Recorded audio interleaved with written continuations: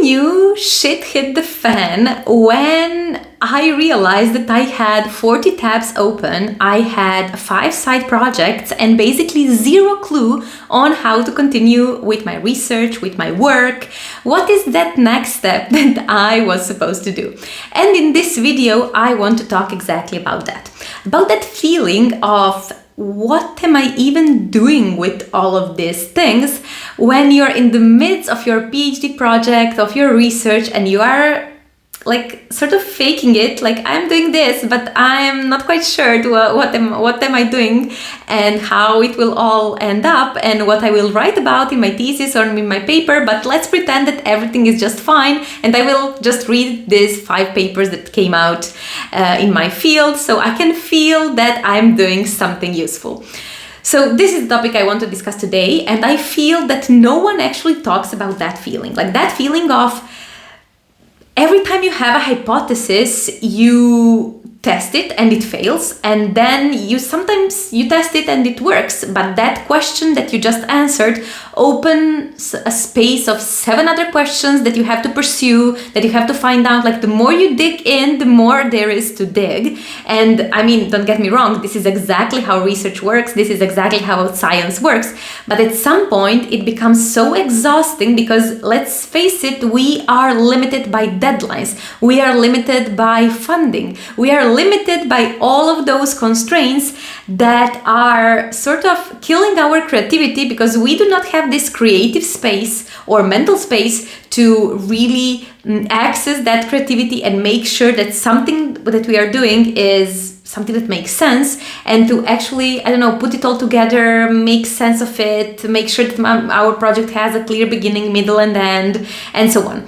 So the problem happened in my specific case, like I was sort of in this limbo of, okay, I'm doing research, it doesn't matter if it doesn't work out. Basically, this is how research works. Sometimes it works, sometimes you think it should work, but it doesn't, then you try something else and so on.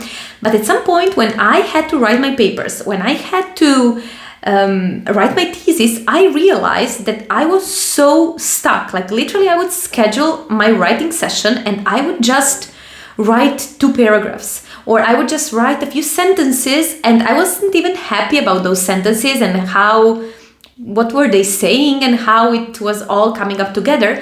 So after some reflection, I realized that my problem wasn't the writing per se, it was what am I even supposed to write? And it wasn't until I tackled that issue, like how do I think of my research in a way that is structured and makes sense, both to me and then eventually to others, is the thing. That's the key. That's the key that will open doors to my written thesis, to my paper, to my conference presentation. Because until you are crystal clear of what is it that you're doing, why and how, it is very unlikely that you are going to have successful writing sessions, because you are just going to be there like me, sitting and thinking about what am I even supposed to write, instead of making sure that you do that thinking before. And then once you're actually supposed to write, you know exactly what to write about.